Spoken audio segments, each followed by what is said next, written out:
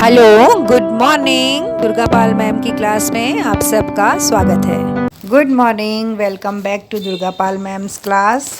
आज की क्लास में हम पढ़ रहे हैं क्लास 8 मल्हार बुक से 7 चैप्टर मत बांधो कविता के प्रश्नोत्तर। इस कविता की सप्रसंग व्याख्या मैं आपको ऑलरेडी करा चुकी हूँ, आपने वीडियो देख लिया होगा। आज की इस वीडियो में हम करेंगे इस कविता के प्रश्नोत्तर। पहला प्रश्न है पाठ से। आइए अब हम इस कविता को थोड़ा और विस्तार से समझते हैं। नीचे दी गई गतिविधियां इस कार्य में आपकी सहायता करेंगी और ये है मेरी समझ से। इसमें लिखा है कि निम्नलिखित प्रश्नों के उपयुक्त उत्तर के सम्मुख तारा यानी स्टार बनाइए। कुछ प्रश्नों के एक से अधिक उत्तर भी हो सकते हैं। इसमें पहला प्रश्न हमें दिया हुआ है कि आप इनमें से कविता का मुख्य भाव किसे समझते हैं। सपने मात्र कल्पनाएं हैं, सपनों को भूल जाना चाहिए, सपनों की स्वतंत्रता बनी रहनी चाहिए, सपने देखना अच्छी बात है। तो इसमें जो सही ऑप्शन है वो है सपनों की स्वतंत्रता बनी रहनी चाहिए। दूसरा प्रश्न है मत बांधो कविता किसकी स्वतंत्रता की बात करती है। प्रेम की, शिक्षा की, सपनों की, अधिकारों की। तो इसका सही ऑप्शन है सपनों की। तीसरा प्रश्न है इन सपनों के पंख न काटो पंक्ति में सपनों के पंख होने की कल्पना क्यों की गई है। ऑप्शंस हैं सपने जीवन में कुछ नया करने की प्रेरणा देते हैं, सपने सफलता की ऊंचाइयों तक ले जाते हैं, सपने पंखों की तरह उड़ान भर भ्रमण करवाते हैं, सपने पंखों की तरह कोमल और अनेक प्रकार के होते हैं। तो इसमें दो ऑप्शन सही हैं। सपने जीवन में कुछ नया करने की प्रेरणा देते हैं और दूसरा ऑप्शन है सपने सफलता की ऊंचाइयों तक ले जाते हैं। तो ये दो ऑप्शन इसमें बिल्कुल सही हैं। अगला प्रश्न है स्वर्ग बनाने का फिर कोई शिल्प पंक्ति में स्वर्ग से आप क्या समझते हैं। ऑप्शन है जहाँ किसी प्रकार का शारीरिक कष्ट ना हो, जहाँ अतुलनीय धन संपत्ति हो, जहाँ परस्पर सहयोग एवं सद्भाव हो, जहाँ सभी प्राणी एक दूसरे के प्रति संवेदनशील हों। इसमें भी दो ऑप्शन सही हैं, वो है जहाँ परस्पर सहयोग एवं सद्भाव हो और जहाँ सभी प्राणी एक दूसरे के प्रति संवेदनशील हों। पांचवा प्रश्न है यदि बीज धूल में गिर जाए तो क्या होता है। और इसके ऑप्शन हैं वह बहुत तेज़ी से उड़ सकता है, वह और गहरा हो सकता है, उसकी उड़ान रुक सकती है, वह बढ़कर पौधा बन सकता है। इसका सही ऑप्शन है उसकी उड़ान रुक सकती है। अगला प्रश्न है हो सकता है कि आपके समूह के प्राणियों ने अलग अलग उत्तर चुने हों। अपने मित्रों के साथ चर्चा कीजिए कि आपने ये उत्तर ही क्यों चुने। पहला प्रश्न था कि आप इस कविता का मुख्य भाव किसे समझते हैं और हमने उत्तर चुना था कि सपनों की स्वतंत्रता बनी रहनी चाहिए। क्यों चुना था? क्योंकि कवित्री ने इस कविता में सपनों के महत्व को अलग अलग तरीके से वर्णन किया है और मेरी नज़र में भी उनका ये विचार बिल्कुल सही है कि सपनों को अगर आज़ाद छोड़ दिया जाए तभी ये पूरा होता है। तो यही कविता का भाव है। दूसरे प्रश्न का उत्तर हमने चुना था कि मत बांधो कविता में सपनों की स्वतंत्रता की बात कही गई है। तो मत बांधो कविता जो है वो सपनों के ही ऊपर लिखी गई है। सपनों की आज़ादी और उससे होने वाले अच्छे भविष्य को ही इस कविता में दिखाया गया है, जो कि एक आशावादी विचार भी है, इसलिए हमने ये उत्तर चुना। तीसरे प्रश्न में पूछा गया था कि सपनों के पंख खोलने की कल्पना क्यों की गई है, और हमने इसका उत्तर चुना था कि सपने जीवन में कुछ नया करने की प्रेरणा देते हैं, इसलिए उनके पंख हैं, ऐसा कहा गया है। तो हर व्यक्ति में अलग अलग क्षमताएं होती हैं, अलग अलग दक्षताएं होती हैं, मतलब हर बच्चे की कैपेसिटी और कैपेबिलिटी अलग अलग होती है। हर व्यक्ति अपनी योग्यता और क्षमता के अनुसार ही सपने देखता है, और ये सपने ही उसे जीवन में कुछ नया करने की प्रेरणा देते हैं, और सपने उसे सफलता की ऊंचाइयों तक ले के जाते हैं। कविता में सपनों के पंख होने की कल्पना की गई है, क्योंकि उड़ तो तभी पाएंगे ना जब पंख होंगे, तो कल्पना की उड़ान हौसला रूपी पंखों से ही संभव हो पाती है। चौथे प्रश्न में हमसे पूछा गया था कि स्वर्ग बनाने का फिर कोई शिल्प। पंक्ति में स्वर्ग क्या है, स्वर्ग से आप क्या समझते हैं? देखिए, स्वर्ग तो वही कहते हैं ना, उसी जगह को कहते हैं जहाँ सारे सुख हों। तो अगर धरती में सभी लोग आपस में प्रेम से रहने लग जाएं और एक दूसरे का सुख दुख समझने लग जाएं, तो फिर ये धरती स्वर्ग के समान ही हो जाएगी। इसलिए हमने ये 2 उत्तर चुने थे कि जहाँ सभी प्राणी एक दूसरे के प्रति संवेदनशील हों और जहाँ एक दूसरे का सहयोग करते हों। 5वें प्रश्न में हमसे पूछा गया था कि बीज अगर धूल में गिर जाए तो क्या होगा। तो हमने उत्तर चुना कि बीज अगर धूल में गिर जाएगा तो उसका विकास रुक जाएगा।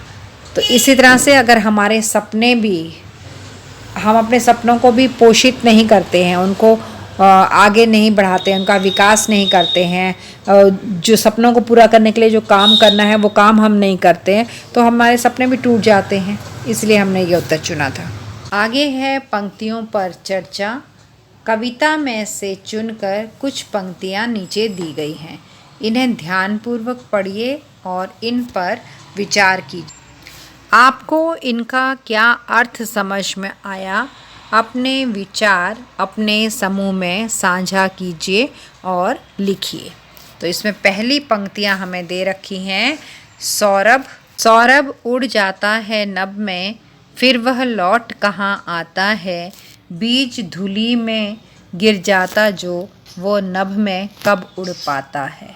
उत्तर है, कवित्री कहती है कि सुगंध जब एक बार आसमान में उड़ जाती है तो फिर वो खुशबू आसमान में उड़ गई तो खो जाती है, फिर वो खुशबू वापस नहीं आती है। इसी तरह से बीज भी जब धूल में गिर जाता है और उसको पानी ना मिले, सूरज की रोशनी ना मिले, तो फिर वो उस बीज में से भी अंकुर नहीं फूटता और वो पौधा नहीं बनता है। सेम इसी तरह से अगर हम भी अपने सपनों को कोई महत्व ना दें, इम्पोर्टेंस ना दें, हम अपने जो हम सोचते हैं, सपना जो हम देखते हैं ज़िंदगी बनने का, उस सपने के लिए हम कोई भी संभव प्रयास ना करें, जो काम करना चाहिए वो हम काम ना करें, तो हमारे सपने भी अपना अस्तित्व खो देंगे। हम सोचें तो सही कि हम कलेक्टर बन जाएं, लेकिन पढ़ाई ना करें तो फिर वो सपने हमारे टूट जाएंगे। दूसरी पंक्तियाँ हमें दे रखी हैं यहाँ पर। मुक्त गगन में विचरण कर यह तारों में फिर मिल जाएगा, मेघों के रंगों किरणों से दीप्ति लिए भू पर आएगा। ख का उत्तर है, उत्तर को आपको आसानी से समझा देती हूँ कि जब हम सपनों को पूरा करने की कोशिश करते हैं तो कवित्री ने इसमें तारों का वर्णन किया है। तारे मतलब हमें मदद करने वाले। जब हम खुद कोशिश करेंगे तो तारे रूपी लोग हमें मदद करने के लिए भी आएंगे। कुछ लोग हमारे सपनों में हमारे साथ हमारी मदद करेंगे, तो उनको तारा कहा है, ठीक है। उसके बाद जब उन्होंने हमारी मदद की तो हम जीवन रूपी आसमान में, यानी अपने लाइफ में आज़ाद उड़ेंगे और हमें कामयाबी भी मिलेगी। जब उनकी सहायता हमें मिलेगी तो हम उनकी सहायता से अपने सपनों को पूरा करने के लिए आगे बढ़ेंगे और फिर हमें कामयाबी मिलेगी, जिन्हें कवित्री ने बादल का रूप दिया है। और उसके बाद जब हम कामयाब हो जाएंगे तो हमारे जीवन में सुख होगा, जिसे कवित्री ने कहा है सूरज की किरणें, ठीक है। जब हम सुखी हो जाएंगे, कामयाब हो जाएंगे, तो हमें फ़ायदा होगा ना उस चीज़ से जो हमने प्राप्त की है, तो वो प्रकाश का नाम दिया है कवित्री ने उसे। और फिर वो हमारे सपने भूमि पर वापस लौट कर के आते हैं। तो जो सपने हमने देखे थे और उनमें हम कामयाब हुए, तो वो हमारे जीवन में जो उनकी वजह से जो हमारे जीवन में अच्छा हुआ है, वो दूसरे लोगों को भी प्रेरणा देती हैं। वो हमारी जो कामयाबी है वो दूसरे लोगों को प्रेरणा देती है। इस प्रकार सपनों को स्वतंत्र, इसीलिए सपनों को आज़ाद उड़ने देना चाहिए। आगे है मिलकर करें मिलान। कविता में से चुनकर कुछ पंक्तियां स्तंभ 1 में दी गई हैं। उन पंक्तियों के भाव या संदर्भ स्तंभ 2 में दिए गए हैं। यह है स्तंभ 1, यह है स्तंभ 2। यहाँ पर पंक्तियाँ दी गई हैं कविता की और यहाँ पर इनका अर्थ दिया गया, संदर्भ या इनका भाव दिया गया है। तो आपको क्या करना है, पंक्तियों को उनके सही भाव अथवा संदर्भ से मिलाना है। पहली पंक्तियाँ हैं, इन सपनों के पंख न काटो, इन सपनों की गति मत बांधो। इसका हम मिलान करेंगे नंबर 3 के साथ। किसी पक्षी के पंख काट दिए जाएं तो वह उड़ नहीं सकता। वैसे ही अगर हम किसी के सपनों को बाधित करें तो उसकी कल्पनाशीलता और संभावनाएं समाप्त हो जाएंगी। दूसरी पंक्तियां हैं, सपनों में दोनों की ही गति है, उड़कर आँखों में आता है। इसका मिलान हम करेंगे नंबर 5 के साथ। सपनों में ऊपर उठने आरोहण और नीचे आने अवरोहण दोनों की विशेषताएं होती हैं। सपना विचार की तरह जन्म लेता है और फिर व्यवहार में पूरा होता है, तभी वह कल्पना से निकलकर सच्चाई बनता है। तीसरी पंक्तियां हैं, इसका आरोहण मत रोको, इसका अवरोहण मत रोको। इसका मिलान हम करेंगे नंबर 1 के साथ, जहां लिखा है सपनों के उठने आरोहण और उनके व्यवहार में वापस आने यानी अवरोहण में बाधा ना डालें, क्योंकि स्वतंत्रता ही सपनों को साकार करने की कुंजी है। चौथी पंक्तियां हैं, नभ तक जाने से मत रोको, धरती से इसको मत बांधो। और इसका मिलान होगा नंबर 2 के साथ, सपनों को ऊंचाइयों तक जाने से मत रोको, उन्हें धरती से बांधकर मत रखो। पांचवी पंक्तियां हैं, स्वर्ग बनाने का फिर कोई शिल्प भूमि को सिखलाएगा। और इसका मिलान होगा नंबर 4 के साथ, रचनात्मक और स्वतंत्र विचार समाज को सुंदर, समृद्ध और शांतिपूर्ण बना सकता है। आगे है सोच विचार के लिए। कविता को पुनः पढ़िए, पता लगाइए और लिखिए। कविता में मत बांधो, पंख ना काटो आदि संबोधन किसके लिए किए गए होंगे? उत्तर है, कविता में मत बांधो और पंख ना काटो संबोधन सपनों के लिए किए गए हैं। कवित्री कहती है कि हमें अपने सपनों को आज़ाद उड़ने देना चाहिए। अगला प्रश्न है, कविता में सपनों की गति ना बांधने की बात क्यों कही गई होगी? कविता में सपनों की गति ना बांधने की बात इसलिए कही गई है क्योंकि अगर हम सपनों को आज़ाद नहीं छोड़ेंगे, उड़ने नहीं देंगे, सपनों को पूरा करने की कोशिश नहीं करेंगे, तो फिर वो हमारी आँखों के अंदर ही सपने रह जाएंगे, बस वो बाहर नहीं आएंगे, वो सपने पूरे नहीं होंगे और समय बीतता जाएगा तो हम अपने सपनों को भूल जाएंगे। और अगर एक बार सपने हमने खो दिए तो वो सपने दोबारा लौट करके नहीं आएंगे। इसी कारण हमें अपने सपनों को पूरी गति से, पूरी इच्छाओं और प्रयासों से स्वतंत्र आसमान में उड़ने देना चाहिए। स्वतंत्र आसमान में उड़ने देना चाहिए का अर्थ है कि हमें अपने सपनों को पूरा करने की पूरी जी जान से कोशिश करनी चाहिए।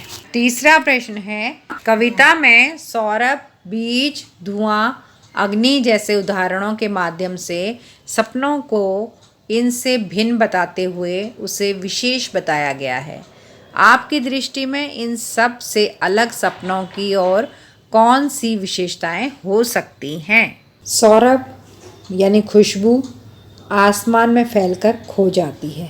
बीज धरती में पोषित होकर अंकुरित होता है। बीज धरती पर रहता है और उसको अगर हवा पानी मिलता रहे तो फिर वो अंकुर फूटता है, पौधा बन जाता है।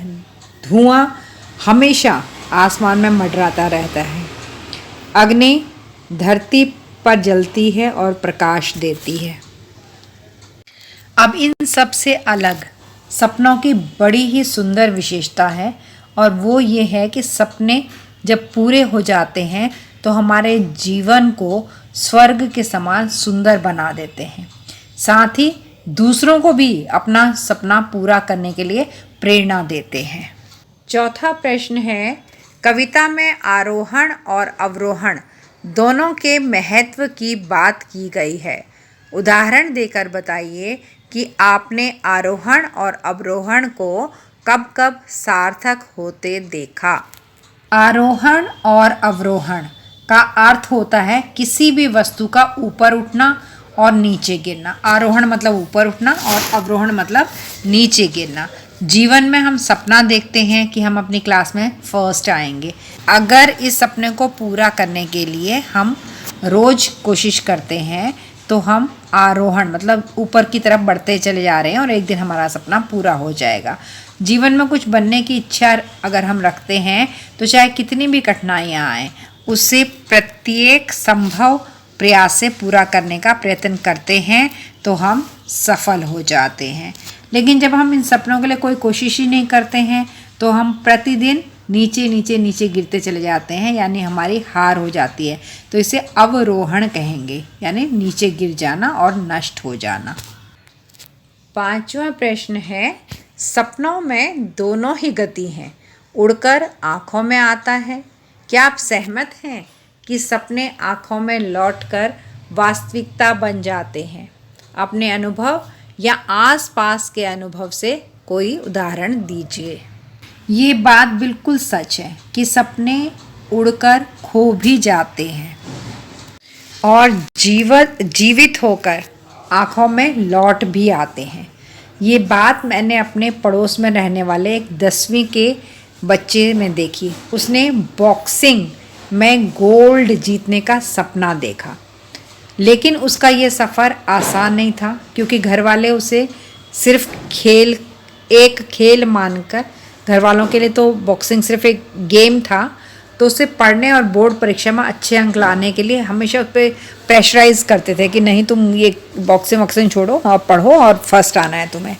वो छात्र जो था वो दोहरी ज़िंदगी में पिस जाता था क्योंकि उसको तो बॉक्सिंग करनी थी और मम्मी पापा को फर्स्ट डिवीज़न चाहिए थी, परंतु उसने हिम्मत नहीं हारी।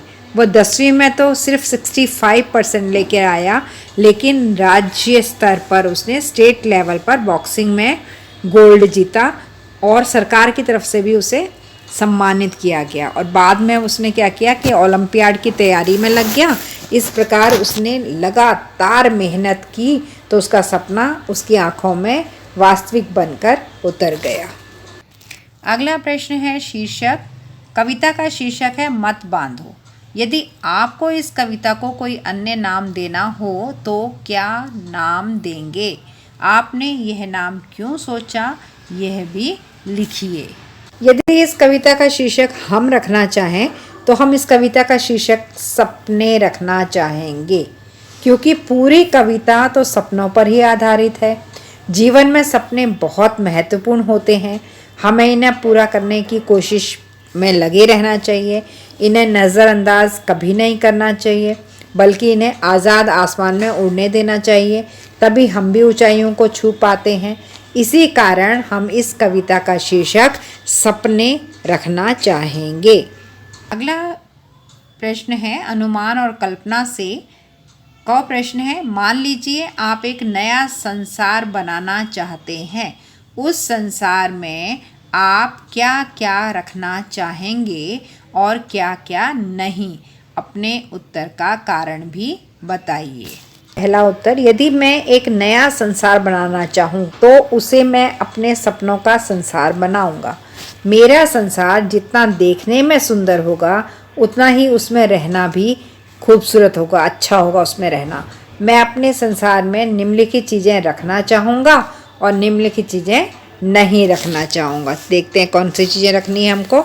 संसार में रखना चाहेंगे जिन चीज़ों को हम, सभी लोगों के पास सुख हो, शांति हो, किसी को धन की कमी ना हो, सब अच्छा पहने और अच्छा खाएं, सब मिलजुल कर रहें, सबके सपने पूरे हों, सुंदर प्रकृति हो, पेड़ पौधे, पशु पक्षी, पहाड़, झरने, तालाब, फुलवारी, सब कुछ होना चाहिए।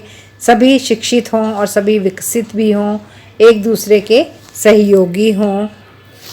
अब है कि मैं संसार में क्या नहीं रखना चाहूँगा, तो पहला है लालच नहीं रखना चाहूँगा। जो दूसरों पर अत्याचार करे, जो दूसरों के साथ अन्याय करे, ऐसे लोगों को मैं अपने संसार में नहीं रखना चाहता। लड़ाई झगड़ा युद्ध मैं अपने संसार में नहीं चाहता। युद्ध की भावना और हिंसा का मेरे संसार में कोई स्थान नहीं है। ग्लोबल वार्मिंग और प्रदूषण मैं नहीं रखूँगा। मेरे संसार में कोई गरीब नहीं होगा, ना ही कोई भूखा सोएगा। मेरे संसार में कोई अनपढ़ भी नहीं होगा और मेरा संसार दूषित नहीं होगा, गंदा नहीं होगा, खराब नहीं होगा। ख प्रश्न है, कविता में शिल्प और कला के महत्व की बात की गई है। कलाएं हमारे आसपास की दुनिया को सुंदर बनाती हैं। आप अपने जीवन को सुंदर बनाने के लिए कौन सी कला सीखना चाहेंगे? उससे आपका जीवन कैसे सुंदर बनेगा? अनुमान करके बताइए। कला और शिल्प सचमुच हमारे जीवन को बहुत सुंदर बनाते हैं। कला यानी आर्ट हमेशा हमारा वातावरण सजाती है, फिर चाहे वो मूर्ति कला हो, चित्रकला हो या कोई शिल्प नक्काशी की कला हो। कोई भी आर्ट हो, चाहे ड्राइंग हो, चाहे पेंटिंग हो, चाहे स्टैचूज़ बनाने का, कोई भी किसी भी तरह का आर्ट हमें अगर आता है तो वो हमारे जीवन को बहुत अच्छे से सजा देता है। हमारे इतिहास की अनेक धरोहर स्वरूप इमारतें, अभी आप देखें ना, कई मॉन्यूमेंट हैं जो हमारे पुराने, जैसे ताजमहल है, लाल किला है, कई गुफाएं हैं, मंदिर हैं जो मूर्ति शिल्प और चित्रकला के बहुत, ये सभी शिल्प और चित्रकला के बहुत अच्छे एग्जाम्पल हैं। यदि मुझे किसी कला को सीखने का अवसर मिला तो मैं चित्रकला सीखना चाहूँगा, क्योंकि मुझे किसी भी चीज़ में रंग भरना बहुत अच्छा लगता है। चित्रकला सीखकर मैं सुंदर सुंदर चित्र बनाकर उन्हें फ्रेम करवाऊँगा और फिर उससे अपना घर सजाऊँगा। अगला प्रश्न है, सौरभ उड़ जाता है नभ में, फिर वह लौट कहाँ आता है? यदि आपके पास अपने बीते हुए समय में लौटने का अवसर मिले तो आप बीते हुए समय में क्या क्या परिवर्तन करना चाहेंगे? यदि हमें अपने बीते समय में एक बार भी लौटने का अवसर मिला तो मैं उन सब भूलों में सुधार करूँगा जिसके कारण मुझे नुकसान उठाना पड़ा। मैं अपने जीवन को अधिक बेहतर ढंग से संवारूँगा, पढ़ाई पर अधिक ध्यान दूंगा, अपने माता पिता, अध्यापक और अपने बड़ों की बातों पर ध्यान देकर सही दिशा में कदम बढ़ाऊंगा। वो सभी चीज़ें जो वर्तमान में मुझे मेरी गलती का एहसास करवाती हैं उन्हें सुधारूंगा।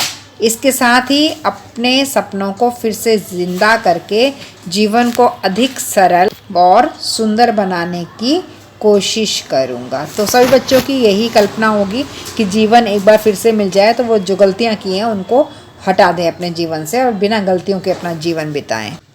अगला प्रश्न है, बीज धूलि में गिर जाता तो वह नभ में कब उड़ पाता है? यदि सपने बीज की तरह हों तो उन्हें उगने के लिए किन चीज़ों की ज़रूरत होगी? और संकेत दे रखा है कि धूप यानी कि मेहनत, पानी यानी लगन आदि। देखिए, अगर सपने बीज की तरह होते ना तो हम उन्हें बहुत ध्यान से संभाल कर रखते।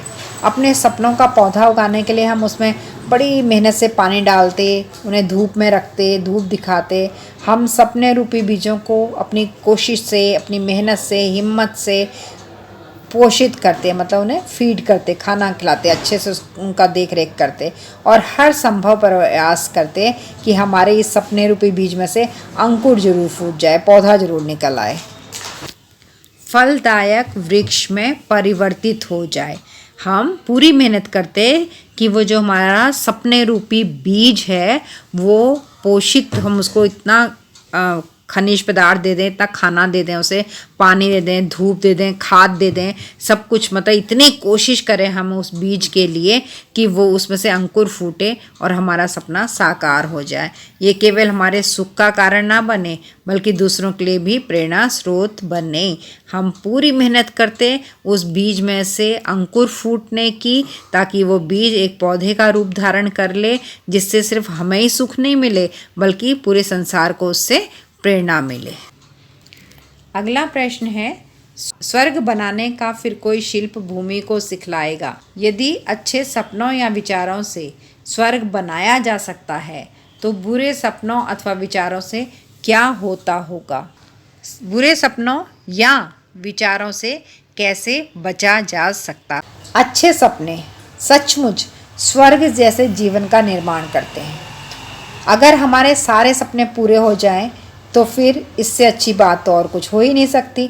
लेकिन ये भी ज़रूरी है कि हमारे सपने भी अच्छे होने चाहिए। ये नहीं कि हमने बॉम्ब बना के बॉम्ब ब्लास्ट करने का सपना देखा है और हम कहें हमारा सपना पूरा हो जाए, तो वो भी गलत है। हमें अच्छे कामों के सपने देखने चाहिए, हमारे सपने शुद्ध हों, पवित्र हों, नेक हों, अच्छा फल देने वाले हों। यदि हम बुरे सपने देखते हैं जिसमें स्वयं की इच्छा पूर्ति हेतु दूसरों का नुकसान हो रहा है, तो ऐसे सपने जीवित होकर कभी भी स्वर्ग का निर्माण तो नहीं करेंगे, है ना। आप समझ सकते हैं कि स्वर्ग तो अच्छे सपनों से ही बनेगा, इससे तो नर्क बन जाएगा अगर हम ऐसे सपने देखते हैं जिससे दूसरों को नुकसान हो और उन सपनों को पूरा करने की कोशिश करते हैं, तो इससे तो हमारा जीवन क्या दुनिया भी नर्क बन जाएगी। क्योंकि स्वर्ग तभी बनता है जब उसमें केवल एक ही व्यक्ति सुखी ना हो, बल्कि जितने भी लोग हैं वो सब सुखी हों, तो ही स्वर्ग बनता है। जहाँ सुख एक का नहीं है, दुख अन्यों का हो, और वहाँ स्वर्ग नहीं नर्क होता है। जहाँ एक के पास सुख हो और बाकियों के पास दुख हो, वो तो नर्क होगा। हमें इससे बचने हेतु क्या क्या छोड़ना चाहिए? स्वार्थ को छोड़ना चाहिए, लालच को छोड़ना चाहिए, बुरे विचारों को छोड़ देना चाहिए। हमें अपने साथ साथ दूसरों के सुख के बारे में भी सोचते हुए सहयोग की भावना को विस्तार करना चाहिए, यानी बढ़ाना चाहिए। अगला प्रश्न है, इन सपनों के पंख न काटो, इन सपनों की गति मत बांधो। कल्पना कीजिए कि हर किसी को सपने देखने और उन्हें पूरा करने की पूरी स्वतंत्रता मिल जाए, तब दुनिया कैसी होगी? आपके अनुसार उस दुनिया में कौन सी बातें महत्वपूर्ण होंगी? यदि सभी को अपने सपने पूर्ण करने का अवसर मिल जाए तो ये दुनिया बहुत खूबसूरत हो जाएगी।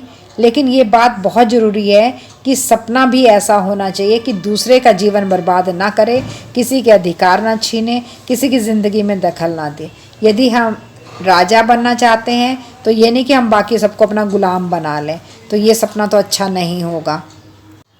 संसार में अगर सबको सपने पूरा करने की स्वतंत्रता मिल जाए तो ये भी अनिवार्य यानी जरूरी होना चाहिए कि उन सपनों को पूरा करने के लिए कौन कितना प्रयास कर रहा है। साथ ही सबके सपने मर्यादा में भी होने चाहिए, मतलब लिमिट होनी चाहिए। ये नहीं कि दूसरे को मार करके अपने सपने पूरे करें। दुनिया में सभी यदि अपने सपनों के साथ साथ दूसरों के अधिकारों की भी रक्षा करेंगे, तब फिर ये दुनिया बहुत खूबसूरत हो जाएगी। अगर ऐसा नहीं करेंगे, दूसरे को नुकसान पहुंचा के अपने सपने सब पूरा करना चाहेंगे, तो क्या होगा? ये दुनिया बिखर जाएगी। अगला प्रश्न है, इन सपनों के पंख न काटो, इन सपनों की गति मत बांधो। आपके विचार से यह सुझाव है, आदेश है, प्रार्थना है या फिर कुछ और है? ये बात किस से कही जा रही है? इन सपनों के पंख न काटो, इन सपनों की गति मत बांधो। हमारे विचार से ये ना तो किसी को आदेश दिया जा रहा है, ना ही किसी से प्रार्थना की जा रही है, बल्कि ये सिर्फ एक विचार है ताकि दूसरे लोगों को प्रेरणा मिल सके। जो ये विचार हर व्यक्ति को प्रेरित करेगा। ये एक ऐसा विचार है जो हमें ये बता रहा है कि जीवन में हमेशा सम्मान के साथ जीना चाहिए और अपने सपनों को आसमान में छोड़ देना चाहिए, खुला छोड़ देना चाहिए, और उन सपनों को पूरा करने के लिए साहस और हिम्मत का सहारा लेना चाहिए। तब उनमें से जरूर अंकुर फूटेगा, यानी जरूर वो सपने पूरे हो जाएंगे। और इस तरह से जब सपने पूरे होंगे तो वो सपने बहुत ही फ्रूटफुल होंगे, फलदायी होंगे, और धरती पर जरूर स्वर्ग बन जाएगा। क्योंकि सभी का हित यानी भलाई इन सपनों में शामिल होगी। जैसे कोई बहुत मेहनत करके डॉक्टर बन जाए, इंजीनियर बन जाए, टीचर बन जाए, कलाकार बन जाए, अनेक लोगों की भलाई में काम करने लग जाएं, उनका सपना दूसरों के लिए भी लाभकारी सिद्ध होता है। जो लोग सपना देखते हैं कि मैं डॉक्टर, इंजीनियर, कलाकार बनूंगा, तो वो सपना उन्होंने खुद के लिए देखा, कोशिश उन्होंने की, अपने सपने को पूरा किया, लेकिन अब फ़ायदा तो दूसरों को भी हो रहा है ना, दूसरे लोग भी उस सपने से फ़ायदा उठा रहे हैं। तो ऐसे ही सपने होने चाहिए जिससे धरती स्वर्ग बन जाएगी। आगे है कविता की रचना। सौरभ उड़ जाता है नभ में, बीज धूलि में गिर जाता जो, अग्नि सदा धरती पर जलती। उपर्युक्त पंक्तियों पर ध्यान दीजिए। इन पंक्तियों को पढ़ते समय हमारी आँखों के सामने कुछ चित्र उभर कर आते हैं। कई बार कवि अपनी बात अथवा मुख्य भाव को समझाने या बताने के लिए उदाहरणों के माध्यम से शब्द चित्रों की लड़ी सी लगा देता है, जिससे कविता में विशेष प्रभाव उत्पन्न हो जाता है। इस कविता में भी ऐसी अनेक विशेषताएं छिपी हैं। अपने समूह के साथ मिलकर इन विशेषताओं की सूची बनाइए। अपने समूह की सूची को कक्षा में सबके साथ साझा कीजिए। कविता में ऐसे बहुत सारे उदाहरण हैं जिनको हम पढ़ते हैं ना तो उसका चित्र हमारे आंखों के सामने आता है। जैसे मुक्त गगन में विचरण, जब हम इस लाइन को पढ़ते हैं तो हमारे आंखों के सामने एक आता है कि आज पंछी कोई आसमान में उड़ रहा है। तारों में फिर मिल, मतलब तारों में मिल गया वो, ये भी हमें दिखाई देने लग जाता है। आगे है मेघों से रंग और किरणों से दीप्ति लिए भू पर आएगा। तो इन पंक्तियों को जब भी हम पढ़ते हैं तो हमारी आंखों के सामने वो दृश्य आ जाता है कि एक सपना पक्षी की तरह आसमान में उड़ रहा है, वहाँ से उसे मदद मिल रही है और वो रंग लेकर, किरण लेकर चमक के वापस धरती पर आ रहा है। दूसरा प्रश्न है, नीचे इस कविता की कुछ विशेषताएं और वे पंक्तियां दी गई हैं जिनमें ये विशेषताएं समाहित हैं। विशेषताओं का सही पंक्तियों से मिलान कीजिए। कविता की विशेषता यहाँ इस कॉलम में है और इस कॉलम में कविता की पंक्तियाँ हैं। विशेषताओं को पंक्तियों से मिलाना है। पहली विशेषता है, एक दूसरे के विपरीत अर्थ वाले शब्दों का प्रयोग किया गया है। कौन सी पंक्तियों में है? ये है नंबर 2 पंक्तियों में। इसका आरोहण मत रोको और इसका अवरोहण मत रोको। आरोहण और अवरोहण ये विलोम शब्द हैं विपरीत अर्थ वाले। दूसरा है, एक ही शब्द का प्रयोग बार बार किया गया है। इसका मिलान होगा 5 नंबर के साथ। नभ तक जाने से मत रोको, धरती से इसको मत बांधो। तो मत मत शब्द का प्रयोग बार बार किया गया है इसमें, इसलिए ये इसकी विशेषता है। तीसरा है, समानार्थी शब्दों का प्रयोग किया गया है और इसका मिलान हम करेंगे नंबर 6 के साथ। दीप्ति लिए भू पर आएगा, स्वर्ग बनाने का फिर कोई शिल्प भूमि को सिखाएगा। यहाँ पर भूमि और भू ये समानार्थी शब्द हैं। अगली विशेषता है, प्रश्न पूछा गया है। इसका मिलान करेंगे हम नंबर 1 से। वह नभ में कब उड़ पाता है, यहाँ पर प्रश्न है। अगली विशेषता दी गई है, संबोधन का प्रयोग किया गया। संबोधन कहते हैं किसी को पुकारना, बुलाना। तो इसका मिलान हम करेंगे नंबर 3 के साथ, जहाँ पर लिखा हुआ है स्वर्ग बनाने का फिर कोई शिल्प भूमि को सिखलाए। अंतिम पंक्ति विशेषता दे रखी है हमें, सपने को मनुष्य की तरह चित्रित किया गया है और इसका मिलान हम करेंगे। इसका मिलान होगा नंबर 4 के साथ। इन सपनों के पंख ना काटो। सपनों के पंख ना काटो, तो इसका मतलब सपनों के पंख बना दिए हैं, यानी सपनों को जिंदा कर दिया है, पंख वाला बना दिया है, इसलिए इसको मनुष्य की तरह चित्रित किया गया है। बच्चों, ये थे क्लास 8 चैप्टर 7 मत बांधो कविता के प्रश्न उत्तर। इस वीडियो में यहीं तक। आगे का पार्ट आपको अगली वीडियो में मिलेगा। अब कर दीजिए 4 काम। सबसे पहले लाइक का बटन दबा दीजिए, अपने 2 दोस्तों के साथ वीडियो शेयर कर दीजिए। दुर्गा पाल मैम की क्लास को सब्सक्राइब नहीं किया तो सब्सक्राइब कर लीजिए और बेल आइकन को ज़रूर दबा दीजिए ताकि आपको आगे आने वाली वीडियो का नोटिफिकेशन तुरंत मिल जाए। अब चलते हैं, मिलेंगे अगली क्लास में किसी नए टॉपिक के साथ। तब तक के लिए tata, bye bye and love you all. Thanks for attending Durga Pal Ma'am's class. Please like, share, subscribe and don't forget to leave a lovely comment. Thank you.